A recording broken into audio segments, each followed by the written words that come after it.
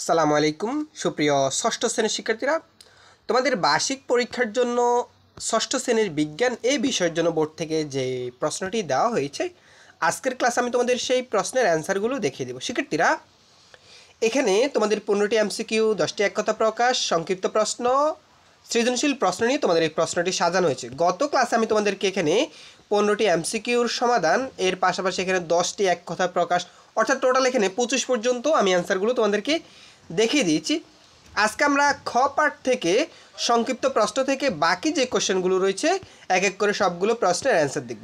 শিক্ষার্থীরা, এখানে খ পার্টে তোমাকে বলা হয়েছে সংক্ষিপ্ত প্রশ্নের উত্তর, অর্থাৎ এখানে প্রত্যেকটি প্রশ্নের উত্তর 2 করে থাকবে। এখানে 10টি সংক্ষিপ্ত প্রশ্নের অ্যান্সার আমরা দেখব।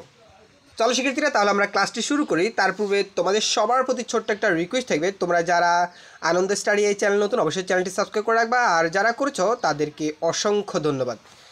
শিক্ষার্থীরা, এখানে 1 নম্বরে বলা হয়েছে যে সকল উদ্ভিদের বীজ তৈরি হয় না সে সকল উদ্ভিদের বংশ বৃদ্ধির পদ্ধতিটা লেখো। তো এক্ষেত্রে লেখা এর উত্তর হচ্ছে যে সকল উদ্ভিদের বীজ তৈরি হয় না সে সকল উদ্ভিদ স্পোরের মাধ্যমে বংশবৃদ্ধি করে, এবং স্পোর হলো এক বিশেষ ধরনের ছোট কোষ।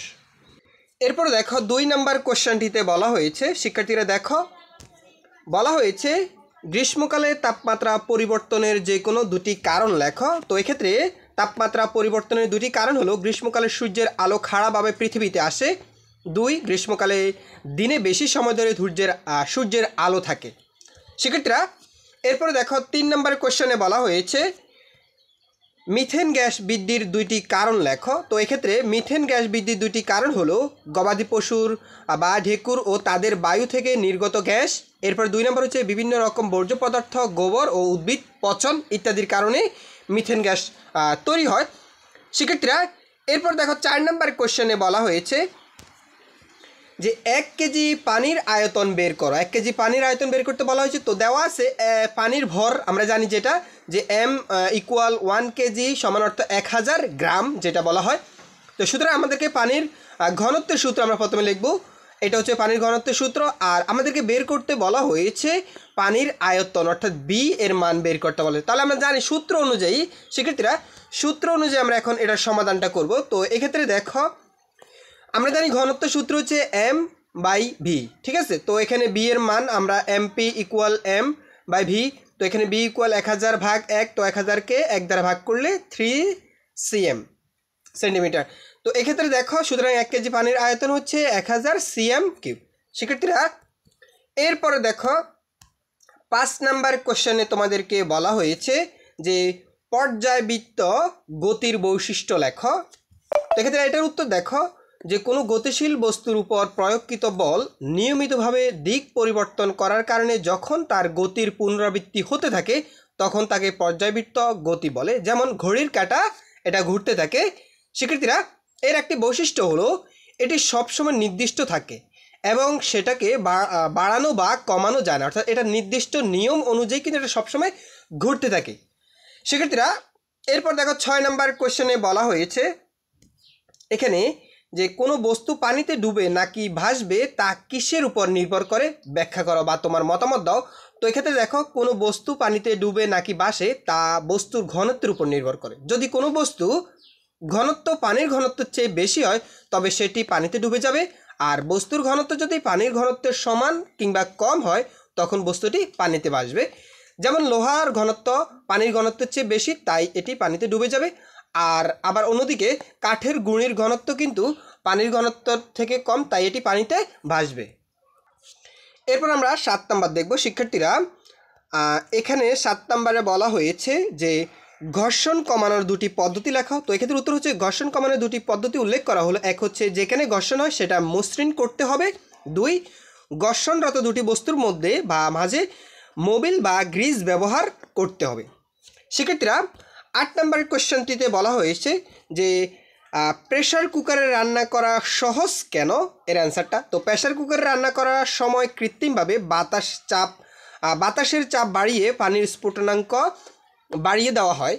আমি আবারও বলছি শিক্ষার্থীরা, দেখো এখানে বলা হয়েছে যে প্রেশার কুকারে রান্না করা সহজ কেন। প্রেশার কুকারে রান্না করার সময় কৃত্রিমভাবে বাতাসের চাপ বাড়িয়ে পানির স্ফুটনাঙ্ক বাড়িয়ে দেওয়া যায়। তো এক্ষেত্রে দেখো এখানে আরও রয়েছে, এখানে বলা হয়েছে যে এর ফলে পানির বেশি তাপমাত্রা পড়তে থাকে এবং এক্ষেত্রে রান্নার জন্য বেশি তাপমাত্রা পাওয়া যায় বলে দ্রুত রান্না করা সম্ভব হয়। শিক্ষার্থীরা এরপর দেখো 9 নম্বর কোশ্চেনে বলা হয়েছে বাতাসের নিম্নচাপ ঝড় বৃষ্টির সম্ভাবনাকে নির্দেশ করে কেন। আমি আবার বলছি প্রশ্নটা, বাতাসের নিম্নচাপ ঝড় বৃষ্টির সম্ভাবনাকে কেন নির্দেশ করে, ব্যাখ্যা দাও। তো এক্ষেত্রে দেখো বায়ুচাপ বা নিম্নচাপ হলে বাতাসের হালকা হয়ে উপরের দিকে উঠে যায়। তো এক্ষেত্রে বাতাস উপরে উঠলে তখন বাতাসে জলীয় বাষ্প তরল জলকণা রূপান্তরিত করে বৃষ্টি হিসেবে নিচে নেমে আসে। এই জন্য বাতাসের নিম্নচাপ ঝড় বৃষ্টির সম্ভাবনা নির্দেশ করে। আমি আবার বলছি যে বায়ুচাপ নিম্নচাপ হলে বাতাস হালকা হয়ে উপরের দিকে উঠে যায়। বাতাস উপরে উঠলে তখন বাতাসে জলীয় বাষ্প তরল জলকণা রূপান্তরিত করে বৃষ্টি হিসেবে নিচে নেমে আসে। এই জন্য বাতাসের নিম্নচাপ ঝড় বৃষ্টির সম্ভাবনাকে নির্দেশ করে। শিক্ষার্থীরা এরপরে দেখো 10 নম্বর কোশ্চেনটিতে বলা হয়েছে 10 নম্বরে বলা হয়েছে যে তুমি কি তোমার আয়তন মাপতে পারবে এবং সেটা কিভাবে। তো এর উত্তর হচ্ছে আমরা জানি আয়তন সমান ভর বাই ঘনত্ব। তো এক্ষেত্রে এখানে আমার ভর নির্ণয় করতে হলে আমাকে মানবদেহের ঘনত্ব দিয়ে ভাগ করে আয়তন পাওয়া যাবে। যেমন আমি যদি বলি আমার ভর হচ্ছে 50 কেজি, মানবদেহের ঘনত্ব হচ্ছে 995 কেজি পার মিটার, ঠিক আছে। এরপর দেখো তাহলে আমার ঘনত্বের আয়তন এখানে দেখো, তাহলে আমার আয়তন এই যে এই জায়গাতে আমাদেরকে লিখতে হবে আমার আয়তন এত লিখি, এরপরে এটা দ্বারা ভাগ করতে হবে, ঠিক আছে। এই যে তোমরা এই কাজগুলো ক্যালকুলেটর করবে, এগুলো করলে অ্যান্সারটা বের হয়ে যাবে।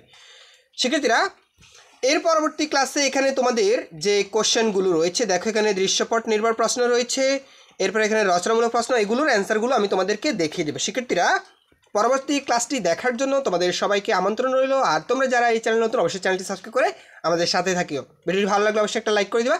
ধন্যবাদ সবাইকে।